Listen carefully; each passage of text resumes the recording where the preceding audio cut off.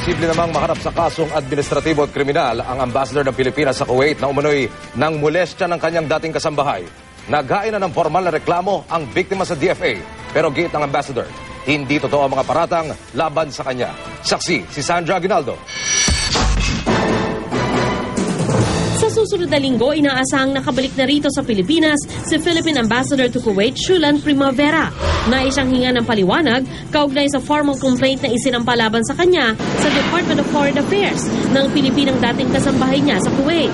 Sa reklamo ni Mabel, di niya totoong pangalan, inakusahan niya ang ambassador ng pangmumolestya. He was instructed to come home immediately for consultations and for him to explain his side. And that way, we will be able to ascertain the facts of the case.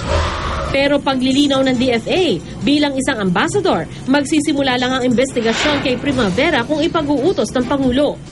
Sa kanyang sinumpaang salaysay, sinabi ni Mabel na Pebrero ng taong ito nang paupuin siya ni Primavera sa kanyang tabi, inakbayan at hinawakan sa bewang. Sinabihan umano siya nito na huwag matakot at hanggang doon lamang daw yun.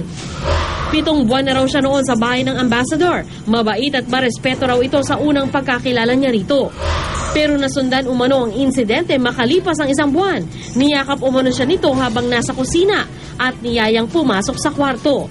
Hinalikan at hinipuan sa maselang bahagi ng katawan. Abril ng taong ito, minolestya umano muli siya ng ambassador. Niyaya siya sa kwarto nito pero ayon kay Mabel, tumanggi siya. Ayon sa abogado ni Mabel, pwedeng maharap sa kasong administratibo at kriminal ang ambassador.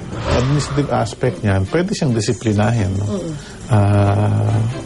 For conduct unbecoming. No? Pangalawa, meron ding aspetong kriminal, no? Itong mga pangyayari kasi may possible violation ng sexual harassment law.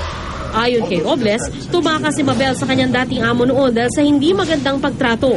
Humingi siya ng tulong sa OWA office sa Kuwait at kalaunay naging kasambahay ng ambassador.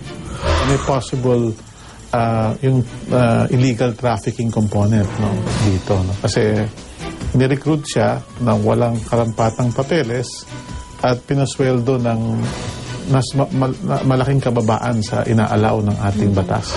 Dagdag pa ng abogado ni Mabel, may ilang taong magpapatotoo raw sa ilan sa mga aligasyon ni Mabel. Sinubukan naming kunan ng pahayag si Primavera. Iginiit niyang hindi raw totoo ang paratang sa kanya. Sandra Aguinaldo ang inyong saksi.